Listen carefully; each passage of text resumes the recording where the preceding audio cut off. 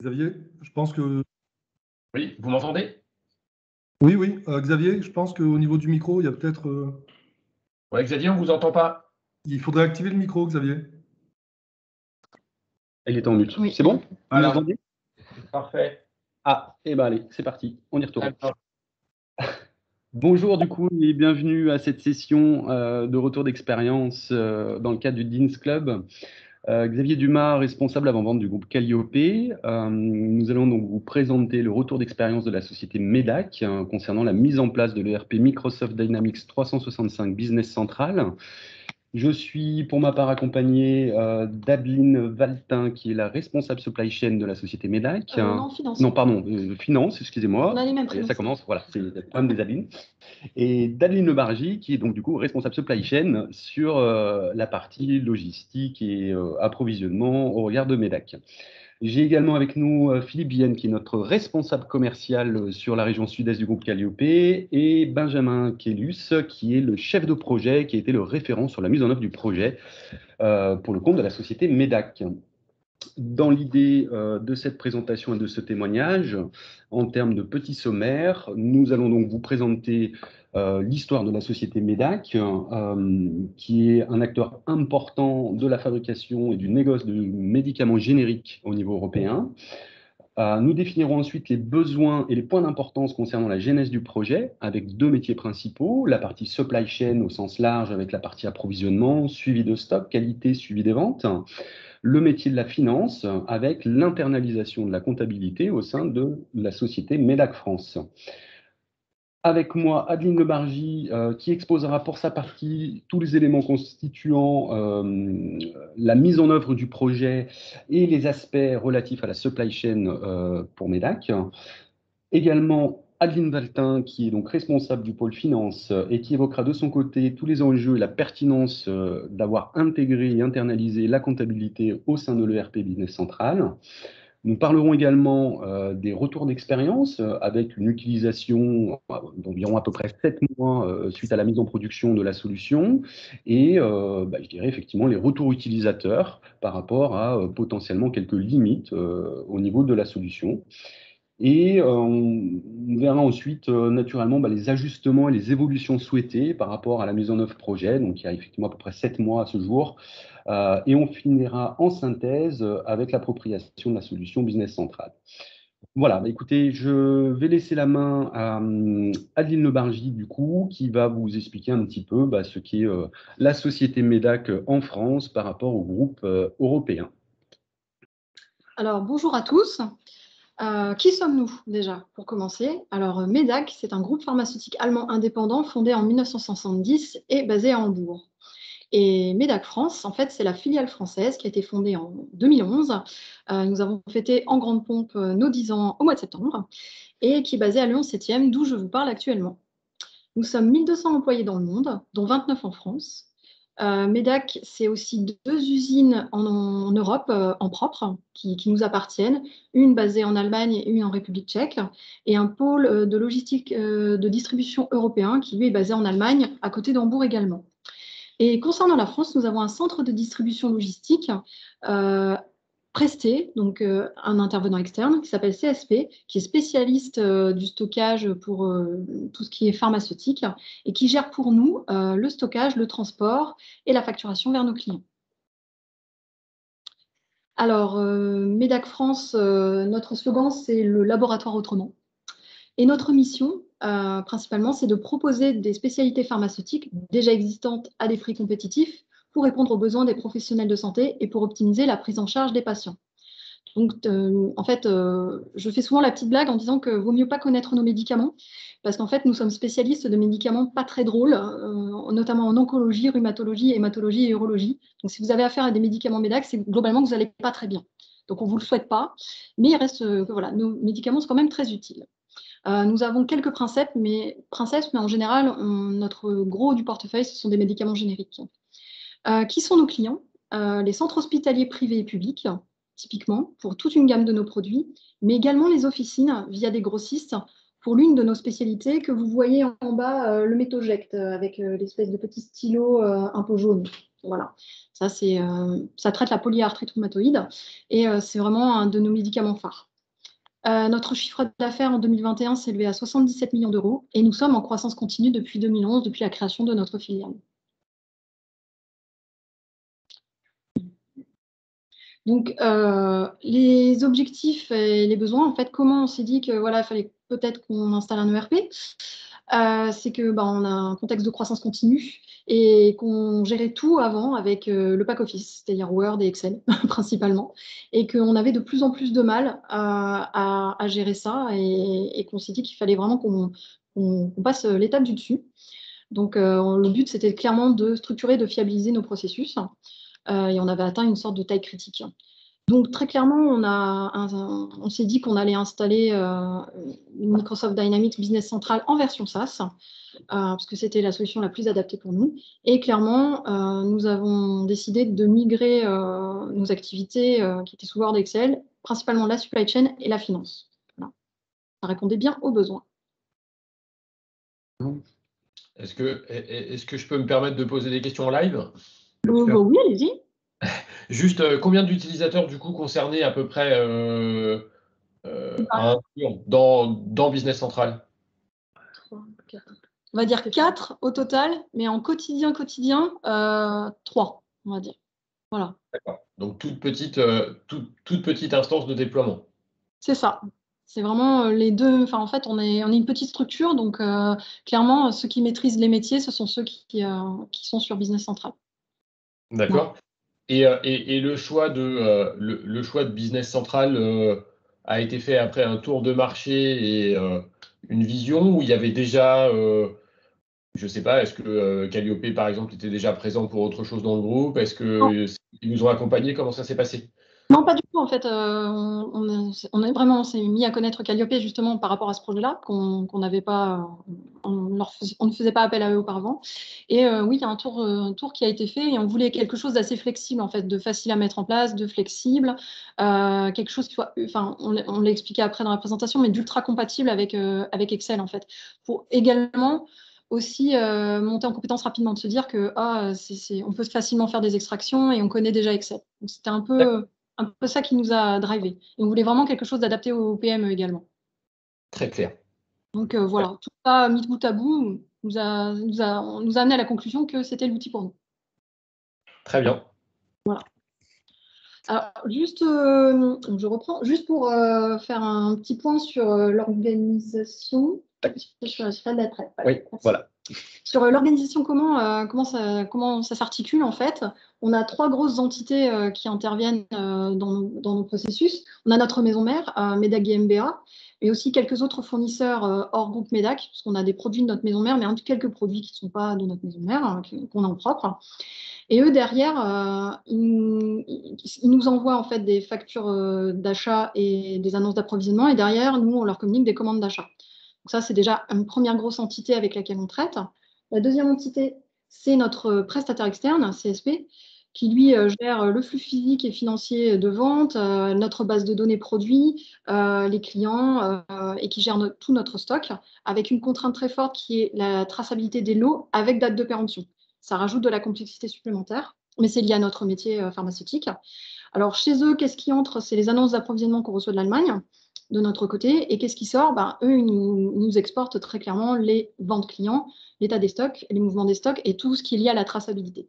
Et derrière, il y a nous, MEDAC France. Alors, qu'est-ce qu'on fait? Nous, on fait pas mal de reporting financier, forcément. Donc, nous, ce qui sort de chez nous, et de Business Central, c'est tout ce qui est financier relatif à la valorisation des stocks, à l'analyse des cost units, et qui part vers MEDAC Allemagne, où on est obligé de faire du reporting à notre maison mère, quand même, c'est normal.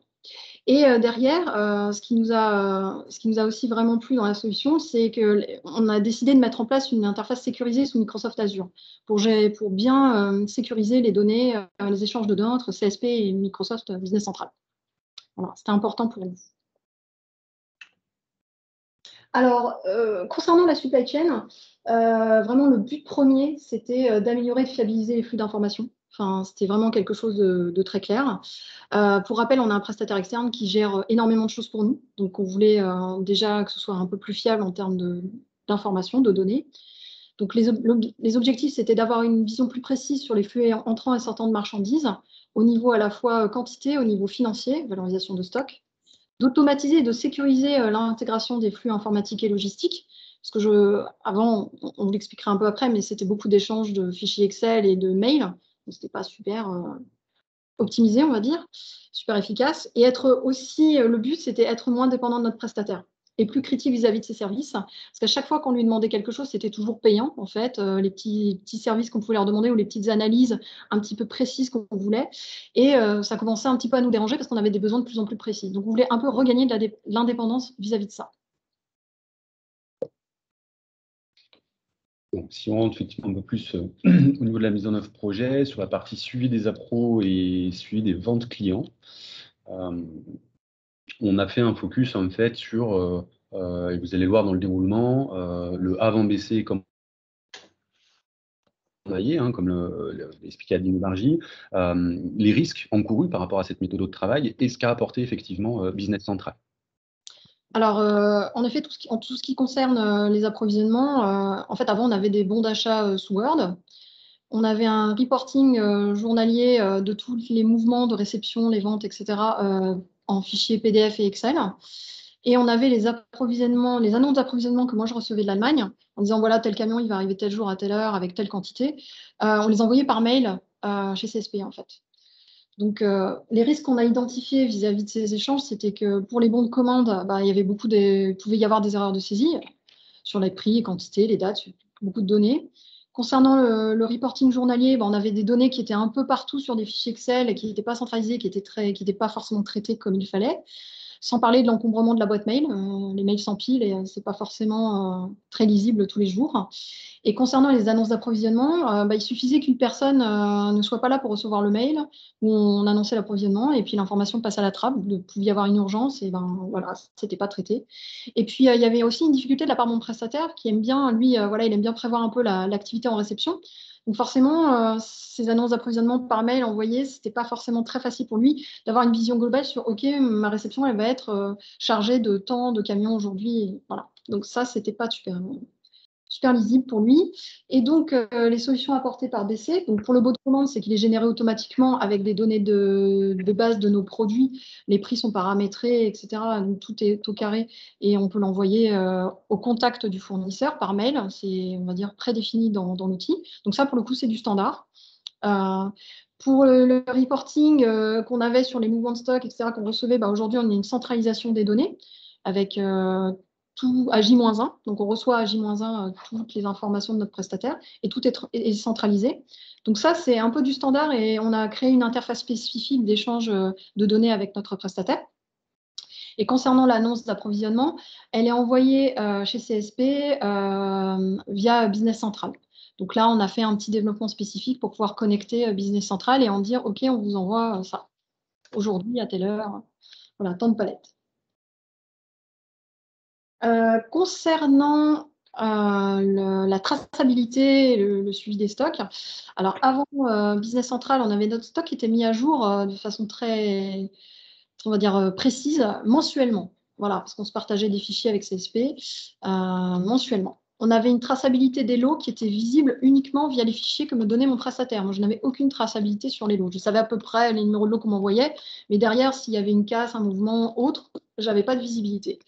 On avait également une gestion manuelle sous Word des commandes de type livraison directe. Alors, on a quelques produits qui sont assez précis, il n'y en a pas beaucoup, où en fait, on livre directement nos clients, sans passer par CSP. C'était très compliqué de gérer ce processus-là en dehors de CSP. En fait, je vous expliquerai pas pourquoi, mais ouais, c'était un peu compliqué.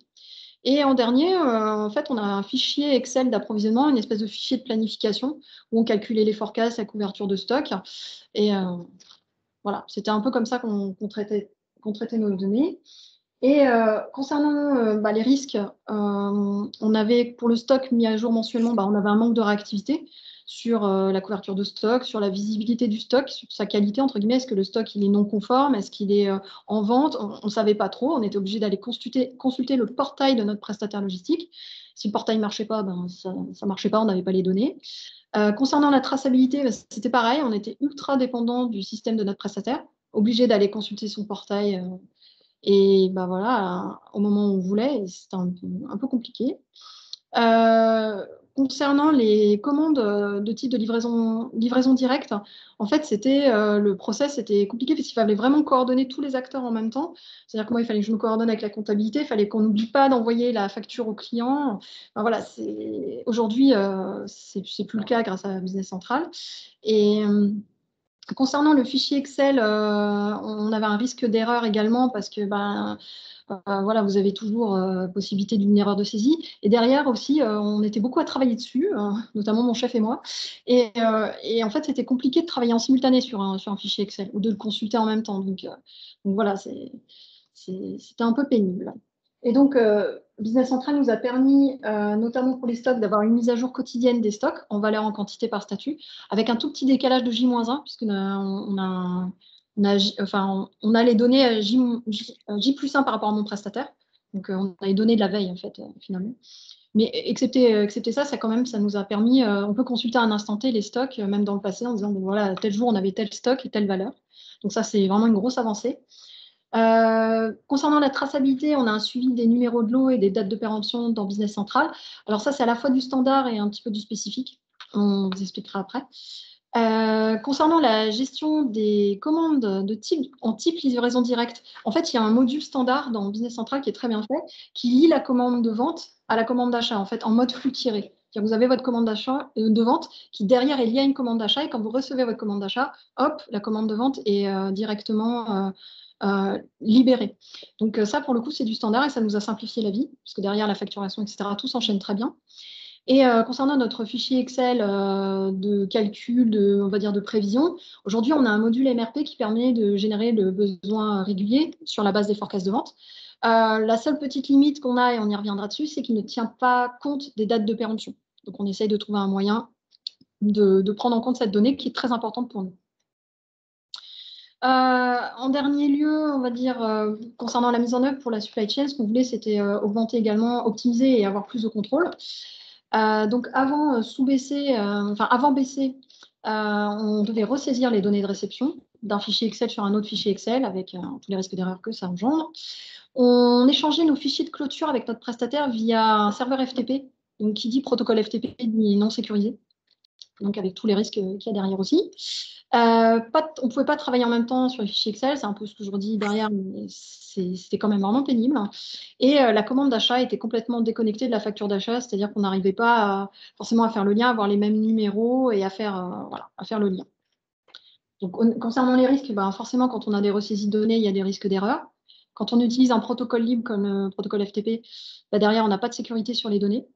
Quand on ne peut pas travailler en même temps sur le même fichier, on perd du temps. Et puis, quand on a une commande d'achat qui est déconnectée d'une facture d'achat, on a un risque de passer à côté du paiement à faire sur la bonne référence. Donc, BC nous a permis d'améliorer tout ça, notamment par un flux de réception automatisé via Business Central. Donc là, pour le coup, c'est un développement spécifique qu'on a fait. On a une sécurisation des échanges de données avec mon prestataire via Microsoft Azure, qui permet de stocker dans le cloud toutes les données et elles sont complètement c'est verrouillé. Donc, disons que les risques d'être piratés sont quand même beaucoup moindres, on va dire ça comme ça. Maintenant, on peut travailler en temps réel sur les mêmes données partout. Donc, ma collègue, si elle a envie de regarder ma commande de vente et que moi, je suis dessus en train de saisir des données, on veut le faire en même temps. Il n'y a pas de problème de disponibilité, de blocage, exactement. Et derrière, avec le développement du télétravail que nous avons tous vécu, en mode full SaaS, on n'est pas dépendant de notre VPN, c'est très pratique, on peut se connecter partout. Et concernant la commande d'achat, on a maintenant vraiment une fluidité du processus dans le sens où la commande d'achat génère une réception de marchandises qui génère une facture d'achat. Et aujourd'hui, la possibilité, on peut attacher une facture en PDF à la commande. Et donc, ma collègue, elle est contente à la fin du mois, quand elle a fait le compte des factures fournisseurs, de voir que la commande, elle est bien rattachée à la facture et que tout est en ordre. Un début de piste d'audit fiable, comme on l'appelle. Exactement. Très bien. Donc, après, on vous a fait un petit schéma un petit peu des flux qu'il y a. Donc, typiquement, oui, il y a un flux informationnel qui est le flux de référentiel, la base de données produits, typiquement. On a le flux des achats, le flux des ventes et le flux des stocks. Donc, on voit par exemple que le flux des stocks, il part de CSP pour descendre vers nous, puisque eux nous donnent l'information des stocks. Le flux de vente, c'est que typiquement, comme c'est CSP qui gèrent notre distribution, il part de CSP pour venir vers nous, pour que nous puissions avoir l'information. Le flux d'achat, il est un peu à double sens, dans le sens où c'est MEDAC Allemagne via moi, via MEDAC France, qui transfère toutes les annonces d'approvisionnement. Et derrière, CSP dit OK, j'ai fait la réponse et dit OK, j'ai bien reçu telle quantité. Donc, et le flux de la base de données, en fait, il est un peu entre. C'est nous qui donnons l'ordre à CSP de créer les données produits, mais derrière, il y a une espèce de contrôle qui est fait, parce qu'il faut que leurs données matchent nos données. Donc voilà, ce petit schéma récapitulatif. L'idée, c'est effectivement d'avoir un vrai travail de conciliation entre le prestataire logistique CSP et la réalité de ce qu'il y a chez CSP par rapport à ce qu'on a dans l'ERP Business Central, en fait. Donc, la majorité des flux ont été effectivement développés et orientés sur ces contrôles, ces conciliations et la récupération de tout le circuit de vente de CSP vers Business Central. Très bien, merci beaucoup Adeline Lemargy pour cette partie sur la partie supply chain. On va enchaîner du coup avec Adeline Valtin sur l'internalisation de la comptabilité et je vous cède la parole. Bonjour à tous déjà. Alors concernant la partie comptabilité, donc on l'a dit, la croissance de MEDAC en fait est telle que le groupe a souhaité la création d'un pôle finance au sein de la filiale pour répondre à des besoins de reporting qui sont de plus en plus importants. Et auparavant, en fait, la comptabilité était externalisée auprès d'un cabinet comptable et l'accès aux données comptables ne pouvait se faire sans une demande auprès de la personne en charge de notre comptabilité, de notre dossier. Et du coup, avec l'arrivée de la création d'un pôle finance, on s'est dit qu'il fallait qu'on internalise la comptabilité. Donc, l'objectif principal de la mise en place de Business Central, c'était de se doter de notre propre outil comptable, d'automatiser l'intégration des flux logistiques, ventes et encaissement en comptabilité, et du coup de permettre des analyses financières plus poussées, plus précises, pour répondre aux besoins de reporting du groupe. Alors, et donc, dans la même logique. Donc, concernant la mise en œuvre, avant Business Central, donc la comptabilité à jour était disponible mensuellement sous format compte de résultat bilan. On n'avait pas forcément le détail des écritures sans demander. L'intégration des ventes était faite une fois par mois. Idem pour les encaissements clients, qui étaient faits sans lettrage des comptes clients. Le lettrage était réalisé que lors de la clôture comptable annuelle. On n'avait pas de visibilité sur les écritures fournisseurs ouvertes. Et également, la saisie des stocks en comptabilité était faite manuellement sur la base du fichier géré par Adeline, qui était plutôt en fait un outil de planification et qui ne prend pas forcément en compte les stocks qui ne sont pas disponibles à la vente. Donc les stocks qui peuvent être en quarantaine ou des problèmes qualité, ce genre de choses. Voilà.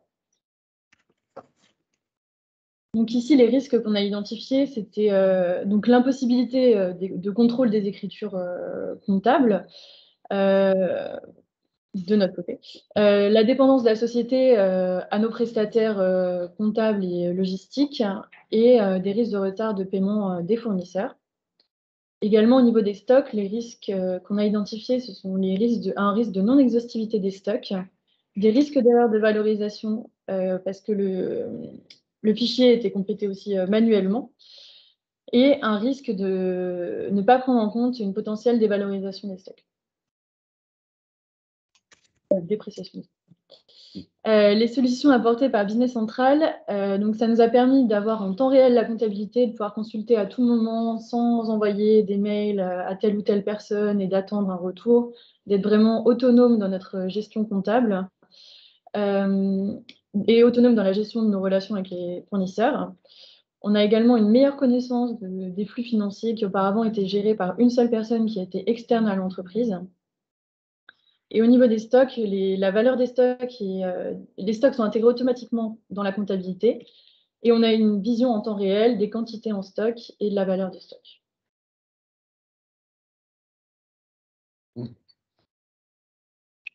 Alors, par la suite, avant Business Central, on avait également un système comptable qui ne prenait pas en compte les numéros de référence de factures fournisseurs.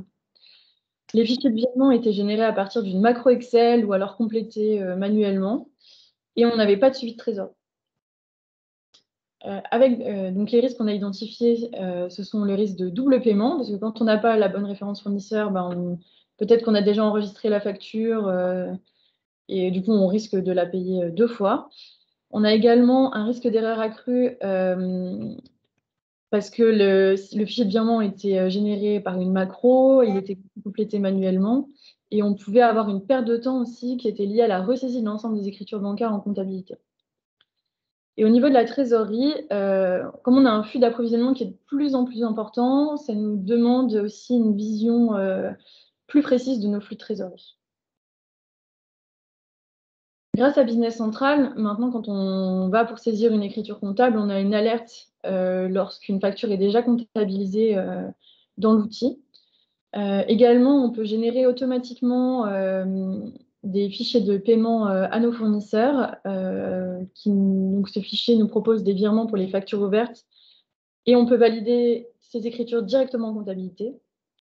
Et enfin, pour nous aider à construire un fichier de suivi de trésorerie, on peut faire plusieurs extractions qui sont disponibles dans l'ERP, dont le détail des commandes d'achat, les échéanciers clients, les échéanciers fournisseurs.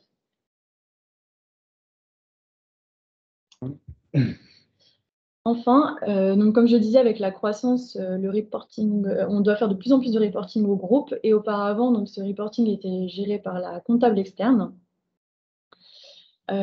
Et également, la déclaration d'échange de biens était faite manuellement. Les risques qu'on a identifiés ici, c'est un risque de mauvaise affectation des dépenses par une personne externe qui ne connaît pas forcément très bien les produits, ni les postes de chaque personne et comment elles interviennent sur les produits. Mais également un risque d'erreur car toutes les informations n'étaient pas au même endroit au niveau de la DEB. Il fallait aller chercher dans les factures, on n'avait pas de base article, on n'avait pas de base fournisseur, du coup c'était un peu un travail fastidieux. Et la saisie était faite manuellement. Alors Business Central, ça nous a permis de mettre en place des axes analytiques. Donc nous par exemple, on a choisi en axe 1 l'axe produit pour pouvoir faire des analyses par produit et en axe 2 les départements pour également mettre en place un suivi budgétaire par département. Et on peut également utiliser la fonction budget dans Business Central qui est standard pour pouvoir faire des analyses de budgété versus réalisé au global, par département, en prenant plusieurs départements en compte. Et concernant la DEB, il y a la possibilité de générer automatiquement une feuille récapitulant l'ensemble des informations nécessaires à transmettre à ProDouane. Mais pour l'instant, on n'a pas encore automatisé le processus, on vous en parlera plus tard. Très bien. Du coup, suite à cette petite utilisation de Business Central en production depuis 7 mois, on a pu mettre, ou en tout cas, nos utilisateurs et collaborateurs de MEDAC ont mis en exergue quelques petites limites du produit, donc qui tendront à s'améliorer, on l'espère, mais qu'on va dérouler de ce pas.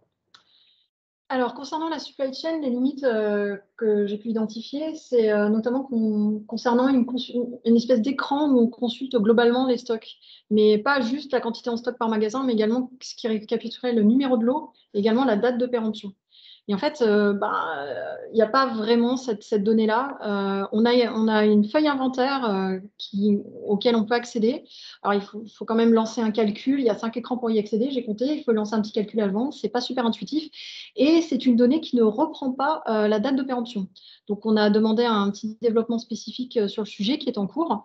Mais voilà, c'est un peu gênant de ne pas pouvoir consulter très facilement, on va dire, de façon instantanée, cette donnée-là où on aurait l'article, le magasin, la quantité, le numéro de lot et la péremption.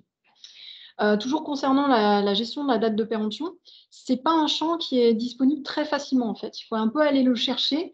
Et à titre personnel, j'ai trouvé que c'est une donnée qui peut être inscrite en standard dans Business Central, il n'y a pas de souci, mais que la façon dont elle était accessible fait que ce n'était pas très pratique en fait. Donc, je pense qu'il y a un petit peu des améliorations à faire pour ce genre pour cette donnée en tout cas, qui pour nous, et je le rappelle, est très importante du fait de notre métier. Et la dernière limite que j'ai identifiée, c'est également, je trouve que l'apprentissage des paramètres du MRP, c'est un petit peu, enfin, comment dire, il faut un certain temps pour réussir à bien appréhender alors, il y a différents paramètres d'approvisionnement que je connais de par mon métier, donc le point de stock, le stock minimum, la taille de l'eau, etc. Ça, il n'y a pas de souci. Mais en fait, de voir comment ces différents paramètres ont un impact derrière sur le MRP, pour moi, c'est encore un. Comment dire, je suis en train de m'entraîner encore dessus. Voilà. Et comment ces paramètres-là ont une incidence sur les propositions de commande, ça reste encore un peu nébuleux pour moi. Mais j'y travaille. Voilà. Et du coup, c'est une des limites que j'ai identifiées. Merci. Quelques petites suggestions limites au niveau de la finance. Alors, au niveau de la finance, la première limite que je relèverai, c'est au niveau des axes analytiques. En effet, une fois qu'on a validé notre écriture avec les axes que l'on a choisis, il est impossible de les modifier. Enfin, il est possible de les modifier, mais c'est assez fastidieux. Au niveau du lettrage des comptes généraux, je trouve que c'est peu intuitif. On n'a pas une vue, quand on clique sur le détail du compte, on ne voit pas quelles écritures sont lettrées ou non. Ça demande quelques manipulations. Et également au niveau du temps de traitement, donc là je prends l'exemple des comptes de TVA, mais je pourrais prendre un autre exemple. Quand il y a énormément d'écritures, de lettrer en même temps toutes ces écritures, c'est assez long. Au niveau de la déclaration d'échange de biens, je vais laisser la parole à Adeline parce que c'est plutôt elle qui s'en occupe. Oui, c'est un peu à mi-chemin entre la supply chain et la compta, la finance. Donc c'est un peu moi qui gère ce fichier-là. Alors, on a la possibilité en standard d'éditer un fichier DTI+, qui reprend en fait, on peut avoir les données inscrites ligne par ligne qu'on peut exporter sous Excel, mais on peut déjà avoir le fichier, on va dire, prénormé pour l'envoyer automatiquement sur le portail des douanes. Et en fait, le fichier ça fait plusieurs fois, on a fait plusieurs tests et à chaque fois, ça ne fonctionne pas. Il y a des petits soucis par rapport au cahier des charges de ProDouane. Donc pour l'instant, il n'est pas encore opérationnel. Donc c'est une donnée, en gros, moi je ressaisis, je sors tout sur Business Central et je ressaisis après sur le portail ProDouane. C'est un peu dommage, c'est un petit peu une perte d'efficacité. Et donc en fait, il y a il y a une autre release qui est prévue ce mois-ci. Donc on l'attend avec impatience pour pouvoir refaire des tests. Mais voilà quoi. Donc c'est pas encore, disons que ce module-là, il n'est pas encore mis en place correctement. Également au niveau du fichier des écritures comptables, après quelques mois d'utilisation, on a voulu tester le FEC pour voir quelles anomalies ressortaient. Et il s'avère que des écritures sans description sont ressorties en anomalie lors de notre contrôle. Donc il est possible de valider des écritures comptables sans description.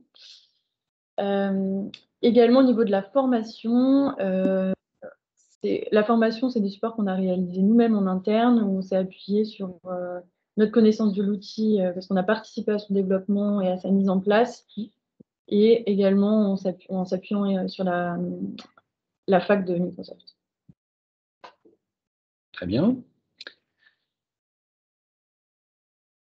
Du coup, suite à cette mise en œuvre, on évoque les évolutions souhaitées, puisque c'est l'avantage de quand on met en place un nouvel ERP, ça donne des idées, on démarre sur la production et le cadre de départ, mais on se dit qu'on a envie de faire plein d'autres choses, et dans l'idée, c'est de les dérouler maintenant.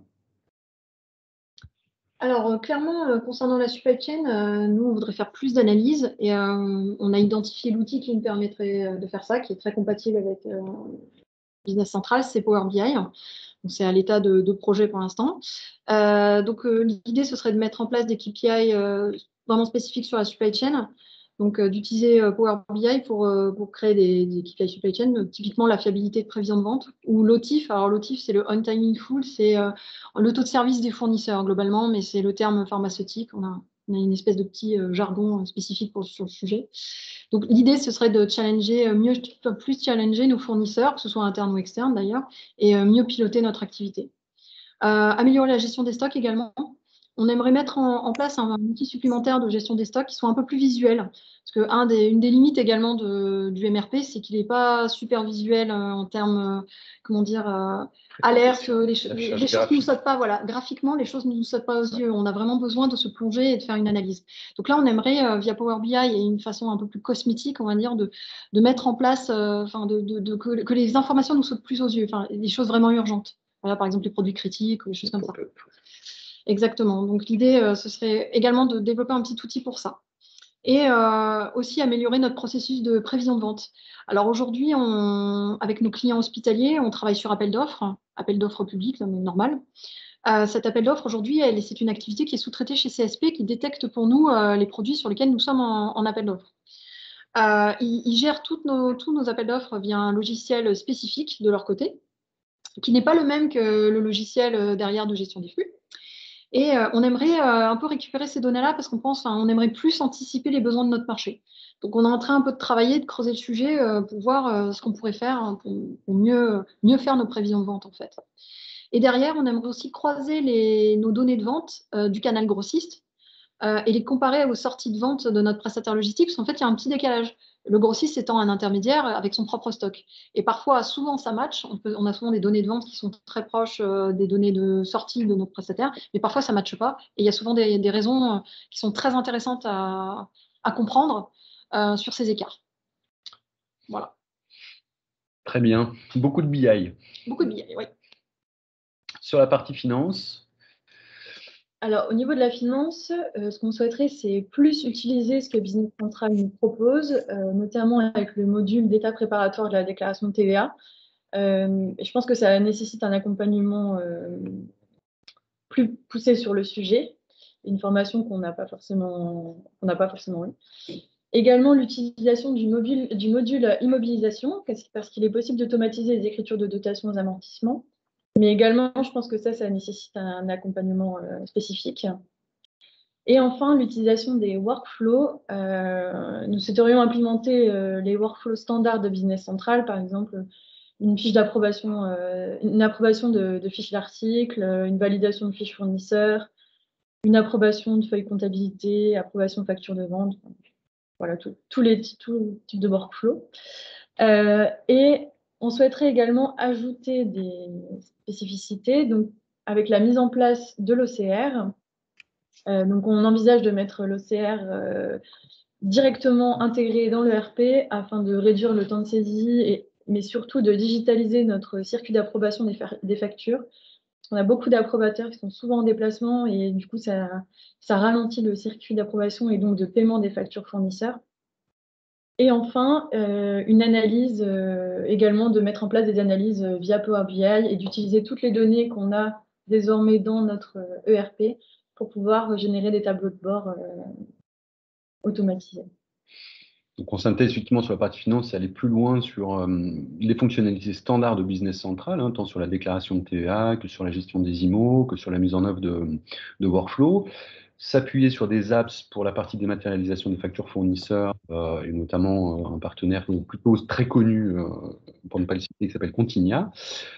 Et effectivement, ce qui est le fer de lance de l'analyse et de la BI et du reporting avec du Power BI qui est complètement intégré à la suite Dynamics 365.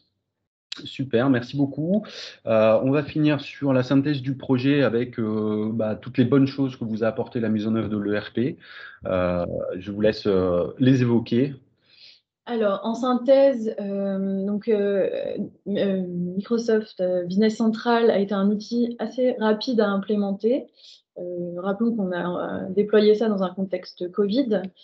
C'est aussi un outil qui est dans un univers Microsoft qui est connu de tous, donc on peut très facilement envoyer tout ce qu'on veut sous Excel et donc faire des retraitements derrière.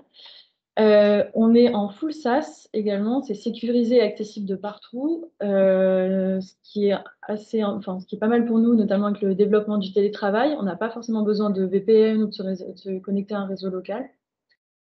Et enfin, l'outil a une connectivité plus facile avec d'autres produits Microsoft qui sont complémentaires à l'offre, donc comme on disait, Power BI, mise en place de CRM et d'autres applications aussi. Toute l'ouverture effectivement des apps autour de Business Central. Écoutez, merci beaucoup. Je trouve que c'était très enrichissant. Je vous laisse nous poser des questions si nous pouvons vous apporter des réponses, bien évidemment. Je pense qu'au niveau du timing, on est plutôt pas mal. Donc, On est parfait au niveau du timing. Merci pour cette présentation dynamique et vivante et très intéressante. Moi, j'ai noté quelques questions. Alors, je ne sais pas si parmi les membres présents, il y en a également, mais je vais me lancer. J'en ai une très générique par rapport à l'organisation, au choix de business central. Je vois effectivement le fait de dire il n'y a pas d'accès de VPN, pas de notion de réseau, c'est accessible depuis partout. Comment ça a été vécu par, je ne sais pas si dans votre organisation il y en a, mais une direction informatique groupe, des prérequis liés à RGPD, la sécurité. Parce que vous parliez de votre maison mère aussi tout à l'heure, qui vous a laissé faire ce que vous vouliez. Oui, alors oui, ça peut paraître un peu étonnant, mais en fait, notre maison mère a son propre ERP maison qui a été développé il y a quand même pas mal d'années. Donc en fait, quand on leur a parlé, on leur a dit, écoutez, coucou, nous, on a beaucoup de difficultés, on aimerait bien passer sur autre chose, est-ce que vous êtes d'accord? Enfin, on a quand même eu des discussions avec eux, hein. Ils nous ont dit, on n'est pas prêts. Il y a beaucoup, enfin voilà, il y a des changements dans notre organisation en interne qui font qu'on n'est pas prêt. On vous laisse en gros le choix de choisir l'outil que vous voulez. Donc c'est pour ça qu'on a choisi l'outil qui nous correspondait. Derrière, en revanche, tout ce qui est RGPD, etc., on a vraiment, enfin je sais que notre juriste, on a une juriste en interne qui a vraiment épluché les contrats. Je pense que Philippe Vienne peut en témoigner. Elle a été très pointilleuse parce qu'en fait, enfin, derrière, on a quand même une politique de données, notamment dans l'industrie pharmaceutique, qui est très précise. Donc moi, je me souviens de discussions discussion assez poussée sur le sujet. Donc non, ça a été vraiment quelque chose de validé, mais plus par notre juriste en interne. Derrière, on a quand même expliqué notre projet à notre maison mère, qui a dit, bah, écoutez, c'est pas trop mal. On leur a fait un retour il n'y a pas très longtemps, et ils ont dit, ah ouais, c'est bien, on y pense peut-être pour les autres filiales. Voilà, parce qu'on a d'autres filiales internationales qui, elles, sont toujours sous Excel et sous Word. Et en fait, c'était un petit peu aussi le but de notre direction France de se positionner un peu comme pilote, on va dire, pour un petit peu leur forcer la main. Bon, ça, c'est un peu politique, mais c'est un peu l'idée qu'il y avait derrière. Voilà, je ne sais pas si je réponds bien à la question. Si, très bien. Super. Cool. J'ai une question peut-être pour le coup un peu plus supply chain. J'en ai deux en tête. Alors, vous parliez des flux EDI tout à l'heure, enfin des échanges de données avec votre prestataire CSP. Vous avez parlé de développement spécifique. Vous utilisez quand même des formats de messages, j'allais dire, standards de type EDI qui sont connus de tout le monde, ou c'est vraiment du flux complètement à façon qui a été fait? Alors, l'EDI, alors juste pour faire un petit point sur l'industrie pharmaceutique, il faut savoir qu'on n'est pas l'automobile et que nos clients, en fait, le flux EDI, alors notre prestataire est capable de gérer de l'EDI, mais l'EDI, en fait, est assez peu utilisé dans l'industrie pharmaceutique pour des raisons historiques, parce que nos clients ne sont pas connectés, donc on se dit qu'on n'a pas trop besoin d'être connecté non plus en termes labo fournisseurs. Oui, donc c'est un peu bizarre, mais c'est comme ça. Moi, j'ai travaillé dans l'automobile, ça n'a rien à voir. Bon, bref.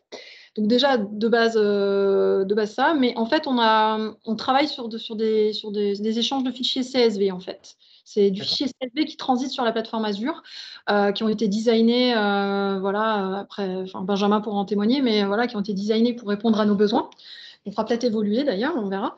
Mais le but, c'était vraiment d'échanger ces données-là de façon sécurisée. Et alors, CSP, mon prestataire, voilà, ils ont une certaine façon de travailler avec leurs autres fournisseurs. On ne pouvait pas non plus complètement tout bouleverser chez eux.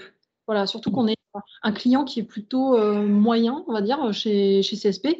Ils ont vraiment des gros génériqueurs. On ne peut pas les citer, ils ont un peu Mylan et tout ça comme client. Donc eux, ils sont vraiment énormes. Nous, on était un peu plus petits, on ne pouvait pas se dire, ouais, on va mettre des trucs révolutionnaires, on va tout bouleverser chez vous. C'est quand même une plus grosse machine que nous. Donc c'est pour ça qu'on a décidé de s'appuyer sur un truc qui peut paraître un peu ancien, hein. L'échange de fichiers CSV, c'est pas révolutionnaire, c'est pas tout nouveau. Ça marche pas bien. Mais ça marche. Voilà, nous, c'est Voilà. ce que vous voulez, ça marche, et mon prestataire savait faire, et on n'allait pas le bouleverser pour ça. Voilà, c'est un peu l'idée qu'il y avait derrière. Très bien. Alors, j'ai attrapé l'information de date de péremption, et quand on a parlé un petit peu avant la réunion, ça vous a fait rire, si j'ai bien compris. Vous comprenez pourquoi du coup. Parce que dans la parce que dans l'agroalimentaire, j'ai exactement la même problématique que vous. Alors moi, je l'ai traité sur Navision, potentiellement avec des verticaux, puisqu'à l'époque, on avait le droit de faire des verticaux spécifiques sur des métiers.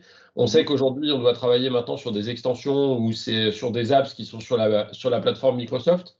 Vous n'avez rien trouvé dans les apps aujourd'hui vous permettant d'ajouter, j'allais dire, la gestion des contrats dates, les engagements dates, les dates de péremption, le suivi que vous pouvez avoir, qui vous oblige à faire un développement spécifique, comme je l'ai compris. Alors là, je laisserai c'est un peu plus technique, je te laisse répondre Calliope. Clairement, on a aujourd'hui, je crois, 1800 apps dans le catalogue et la marketplace Business Central. C'est une solution et c'est une problématique. C'est une solution parce qu'on a peut-être une solution à l'intérieur de ces 1800 apps qui peut y répondre.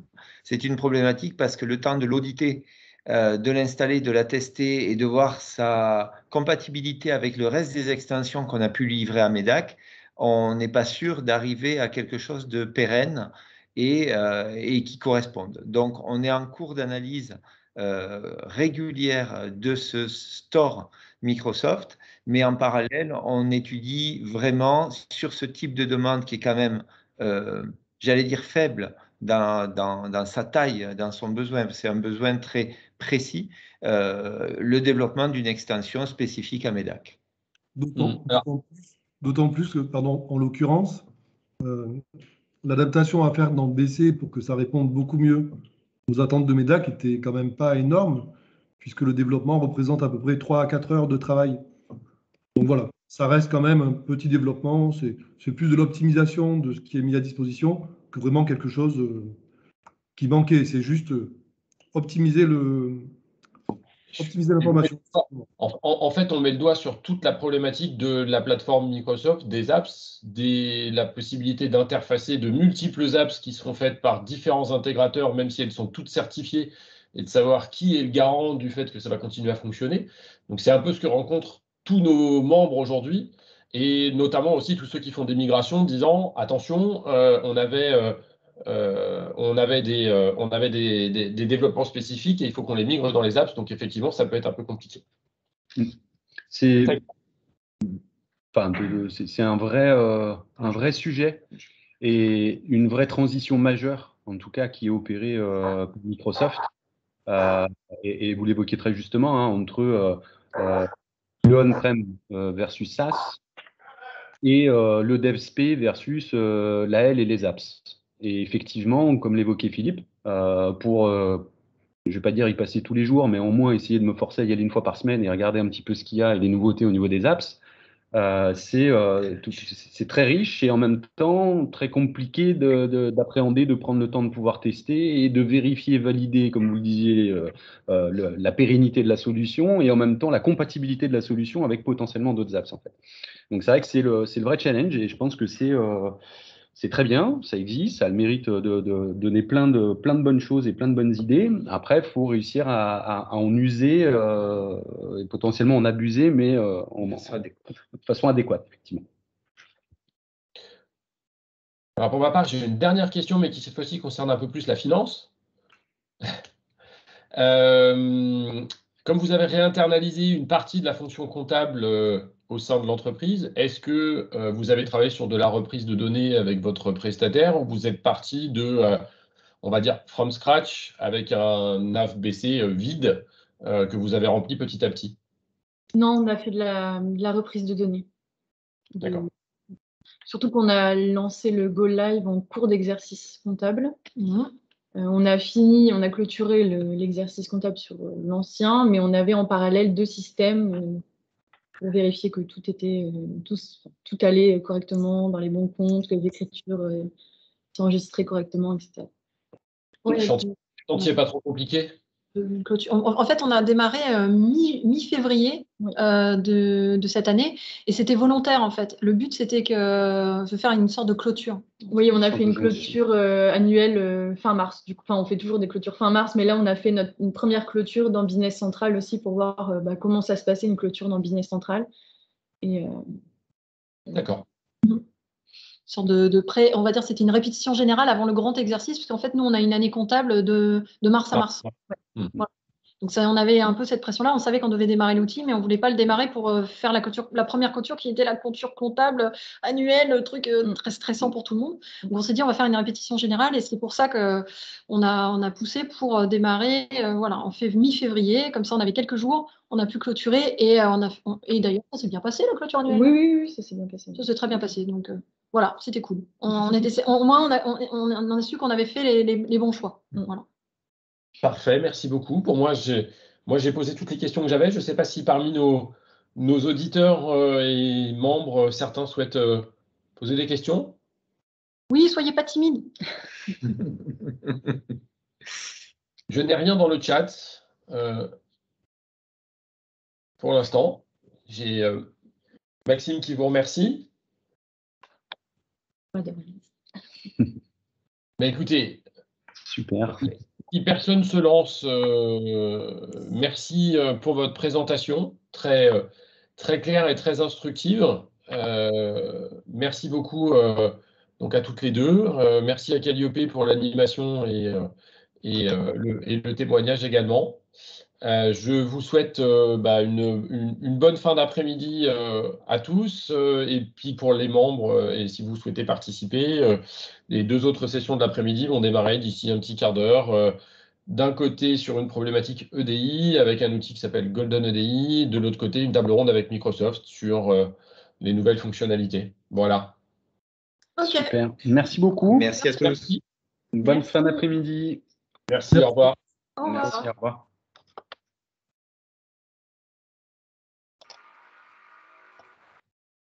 Merci Benjamin.